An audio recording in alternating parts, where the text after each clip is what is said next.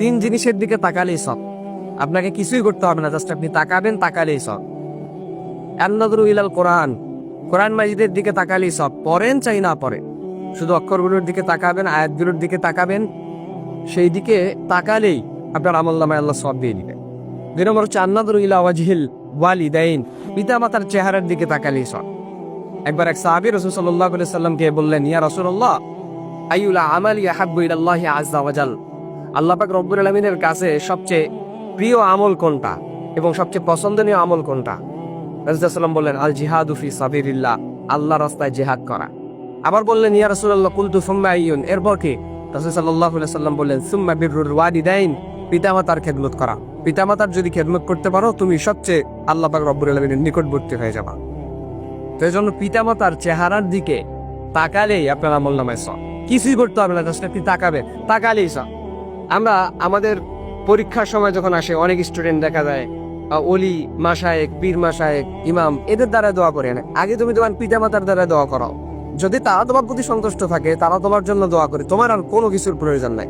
কারণ ওই পীর মাশায়েখ দোয়া করলে দোয়াটা কবুল হবে কিনা সন্দেহ, কিন্তু তোমার পিতামাতা দোয়া করলে এটা কবুল হবেই নিশ্চিত।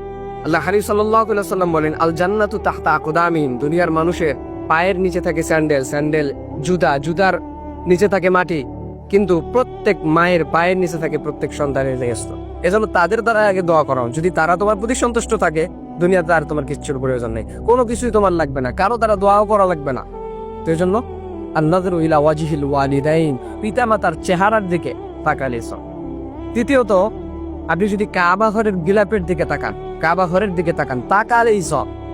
চাই সেটা আপনি কোনো পিকচারের মধ্যে দেখেন, মোবাইলের মধ্যে দেখেন, টিভির মধ্যে থাকেন, আর সরাসরি দেখেন, দেখলেই 20টা নাকি আপনার আমলনামায় আসবে। এজন্য এই 3 জিনিসের দিকে তাকালেই সব। আল্লাহ পাক রব্বুল আলামিন আমাদেরকে যেন এই 3 জিনিস থেকে কখনো ফারেক না করে, কারণ যেখানে তাকালেই সব পাওয়া যায়, তাহলে আমরা চোখ দিয়ে আমাদের সেই জিনিসে তাকালে আমাদের ক্ষতি কোথায়? এজন্য চোখটাকে আল্লাহ পাক রব্বুল আলামিন দিয়েছে ভালো কাজে ব্যবহার করার জন্য। আমরা যেন সব কামে করতে পারি, নেকি কামে করতে পারি। আমলনামাকে কবরের জীবনে আমরা যখন যাব, আমলনামা ছাড়া কোনো কিছুই কাজে আসবে না। সেদিন যেন এই আমলগুলো নিয়ে, সেদিন যেন এই সব নেকিগুলো নিয়ে আমরা যেন আল্লাহর সামনে দাঁড়াতে পারি। এজন্য এই জিনিসগুলো থেকে আমাদেরকে ফারিক হলে চলবে না।